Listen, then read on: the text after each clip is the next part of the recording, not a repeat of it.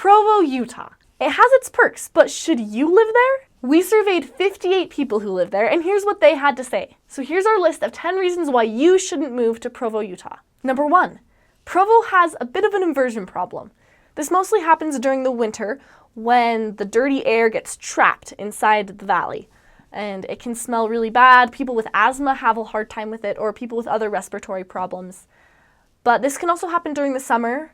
For instance, right now it's summer, and they have a lot of problems with the smoke from a lot of surrounding fires, which is creating a summer-like inversion.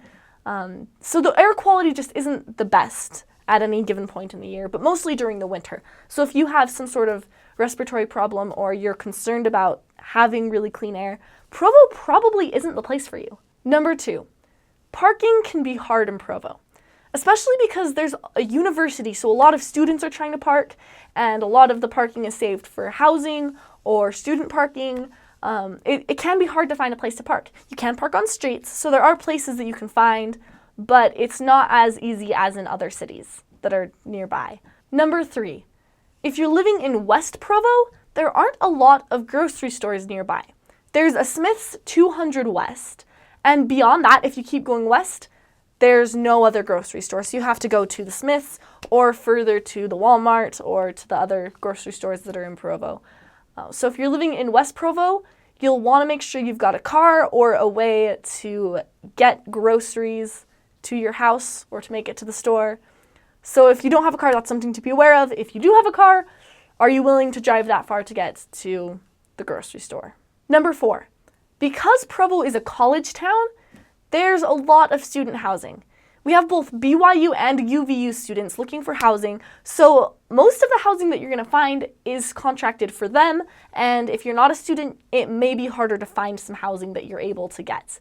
There is always housing, you can find it anywhere, but it's harder, and everything is catered to these students because it's a constant supply and there's the demand, so that's good to be aware of. Number 5.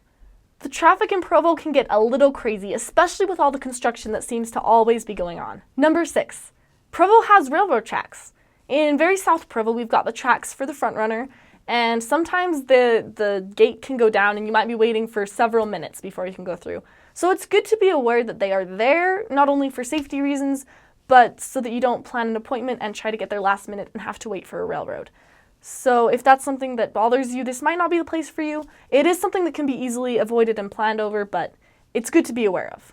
Number 7, there's not a lot of diversity in Provo, at least not as much as you'd find in a lot of the bigger cities in other places of the country. Number 8, home prices in Provo are not cheap.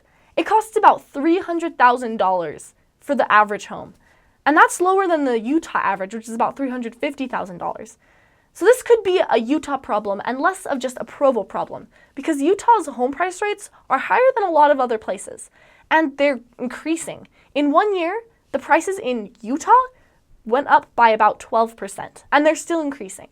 Number 9, there's a lot of construction going on in Provo, and this is in part right now due to the new bus routes that they're trying to make.